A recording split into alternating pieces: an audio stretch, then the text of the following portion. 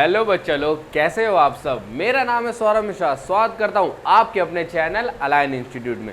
Once more! आज की video में हम 7.2 के क्वेश्चन नंबर 9 की बात करेंगे। तो बिना किसी देरी के जल्दी से वीडियो को शुरू करते हैं। आइए देखते हैं, मजा आएगा। जैसे कि क्वेश्चन नंबर 9 है, क्या कह रहा है एक बार पढ़ लेते हैं। Find the coordinates of the point which divide the line segment joining A -2, 2 and B 2, 8 into 4 equal parts. अब समय आ गया इसे कौन सी भाषा में समझने का, सरल भाषा में। Thank you.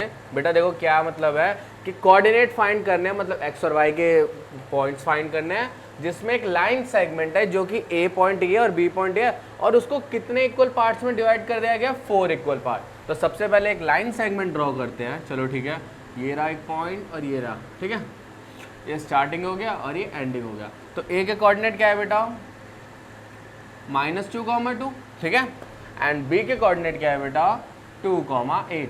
और इसने एक प्यारी सी बात क्या बोल दी थी कि कितने पार्ट में डिवाइड कर रखा है, 4 इक्वल पार्ट्स। तो मतलब हमें इसे 4 इक्वल पार्ट्स में डिवाइड करना है। तो 4 के लिए मुझे यहाँ पे 3 जगह कट लगाना पड़ेगा, तो इक्वल तो नहीं कर पाऊंगा। बात तो सही है। पर देखते हैं, एक बार ट्राई करते हैं। ये एक पॉइंट हो जाएगा, 2 और 3, तो 1 एक पार्ट ये हो गया, एक पार्ट ये हो गया, एक पार्ट ये हो गया, एक पार्ट ये। 4 अलग अलग हिस्से हो गए और सबके सब इक्वल्स होने चाहिए, ठीक है। मेरा बहुत ज़्यादा इक्वल है, देख लेना एक बार ध्यान से। अब बेटा देखो, अब इन जो पॉइंट्स थे ना, इनकी कुछ नेमिंग कर देते हैं। मान लो इसको ले लेते हैं x, इसको ले लेते हैं y, इसको ले लेते हैं z। अब देखो बेटा, अब यहाँ पे क्या समझ आ रहा है कि सर ये सेक्शन में डिवाइड हो रखे हैं। सेक्शन में डिवाइड हो रखे हैं मतलब अलग अलग पार्ट्स में डिवाइड हो रखे हैं। और पार्ट्स का मतलब क्या हो जाता है, सेक्शन का मतलब क्या हो जाता है, सेक्शन फॉर्मूला। देखो अब x के ऊपर बात करते हैं। हमें x1 और y1 पता है, हमें x2 और y2 भी पता है। सारा मसला, सारी प्रॉब्लम किस चीज़ के ऊपर हो रही है कि हमें रेशियो फाइंड करना है। तो रेशियो बेटा कैसे देखेंगे, ध्यान से। x के ऊपर कैसा रेशियो, मतलब अभी सिर्फ x के ऊपर बात कर रहे हैं। तो A से लेके x तक चलने में कितना चलना पड़ रहा है, 1, एक का ही गैप है ना, ठीक है। तो x के ऊपर जो हमारा रेशियो आ रहा है m के लिए, वो आ रहा है 1। ये m रेशियो लिखने वाला हूँ, ठीक है। तो x के लिए यहाँ से आता 1 और यहाँ से आता x से यहाँ तक जाने में कितने पार्ट चलने पड़ रहे हैं, 1, 2, 3। तो टोटल कितने चलना पड़ रहा है, 3। तो मतलब A से लेके x तक आऊँगा तो 1 पार्ट चलेगा, और x से लेके B तक जाऊँगा तो 3। तो रेशियो क्या हो जाएगा, x के कोऑर्डिनेट के लिए 1:3। समझ आया, बड़े ध्यान से समझना है। अरे कहना क्या चाहते हो? y के ऊपर बात कर रहे हैं, y के ऊपर है, A से लेके y तक आने में मुझे कितना आना पड़ेगा, अब y के ऊपर बात कर रहे हैं। तो 1, 2, 2, तो दो कदम चलने पड़े, 2 इक्वल पार्ट्स में। और y से लेके b पे जाने में 1, 2, 2 चलने पड़े, तो वही 2:2। और बेटा रेशियो का मतलब क्या होता है, फ्रैक्शन फॉर्म में होता है। तो ये 2/2 कट के क्या बन जाएगा, 1:1 भी लिख सकते हैं। बात समझ आई, बहुत ईजी था। z है, z। अब a से लेके z तक चलने में कितने स्टेप चलने पड़ रहे हैं, 1, ये वाला 1, ये वाला 2 और ये वाला 3। तो 1 ब्लॉक, 2 ब्लॉक, 3 ब्लॉक। तो हमें पहली बार चलने में कितना, z तक पहुंचने में 3 ब्लॉक। तो m की वैल्यू हो जाएगी 3, और z से भी जाने में तो एक ही स्टेप में चलेगा, तो 3:1। अब बात समझ आ गई, बड़े आसानी से x के कोऑर्डिनेट m/n में, y के m/n और z के m/n। अब जल्दी से कोऑर्डिनेट फाइंड कर लेते हैं। उससे पहले सेक्शन फॉर्मूला लिख देता हूँ। क्या होता है बेटा, mx2 plus nx1 upon m+n और my2 plus ny1 upon m+n। बात ठीक है। अब a और b तो हमें पता है, अब हमें बात करनी है सबसे ऊपर। पहले हम बात करते हैं x के ऊपर, ठीक है। तो x के लिए क्या करूँगा बेटा, अब मैं लिखूँगा नहीं, समझ जाना। x के लिए मेरे रेशियो क्या बटे हैं बेटा, 1:3, ठीक है। और x1, y1, x2, y2 सबके लिए सिमिलर ही होगा तीनों केसेस में, ठीक है। तो mx2, m कितना था, 1 इंटू x2 कितना है, x2 कितना है सर, 2 है, 1 इंटू 2 प्लस n की वैल्यू कितनी है, 3, x1 कितना है, -2 अपॉन, ये ऐसा अजीब लग रहा है, ऐसे लिख देते हैं ना, 1+3, ठीक है। ये x के लिए बात हो गई। और y के लिए बात करेंगे तो my2, m कितना है 1, y2 कितना है 8 प्लस 3 और y1 है 2। यहाँ से देखते चलो, ठीक है, अपना आप नोट करते चलो, 1+3।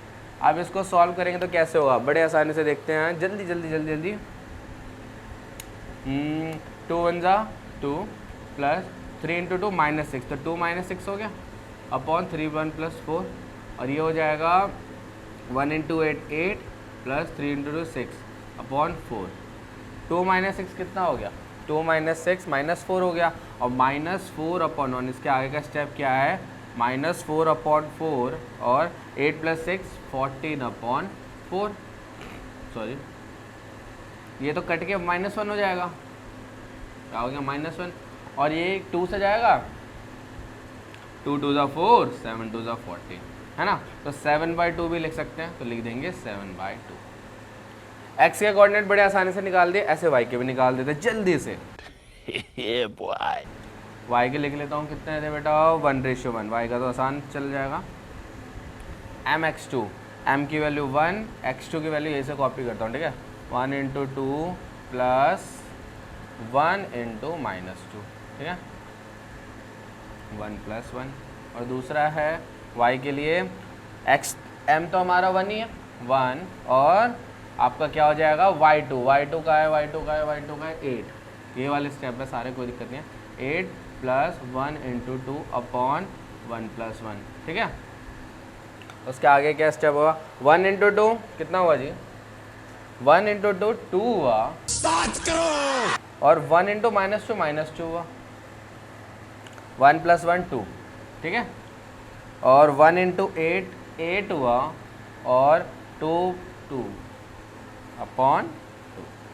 तो आगे और फर्दर सॉल्व होगा तो क्या हो जाएगा, देखो ध्यान से, 2 -2 कितना हो गया, 0 हो गया, और 0/2 0 ही होगा, सिंपल सी बात है, और 8 प्लस 2 10, 10 को 2 से डिवाइड करूंगा तो कितना आ जाएगा 5, 8 plus 2 10, 10 divided by 5 is 10 divided by 2 is equal to 5, ठीक है। गजब टू बी आजादी। ये y के लिए हो गया।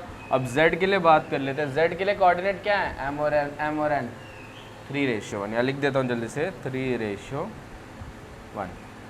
इंपॉर्टेंट क्वेश्चन है, थोड़ा ध्यान से चलना, आ जाता है पेपर में, इसलिए इस पर ध्यान चलेंगे। m की वैल्यू है 3, और x2 तो हमारा सेम ही चल रहा है 2, प्लस n की वैल्यू है 1, और ये -2 अपॉन 3 प्लस 1, ठीक है। और दूसरा हमारा आ जाएगा y2 के लिए, y2 के लिए क्या होगा, m, और y2 कितना है, y2 हमारा है 8, वही सेम चीज़ चलती हुई आ रही है, 8 प्लस n कितना है 1, और y1 कितना है 2 अपॉन 3 प्लस 1, ठीक है।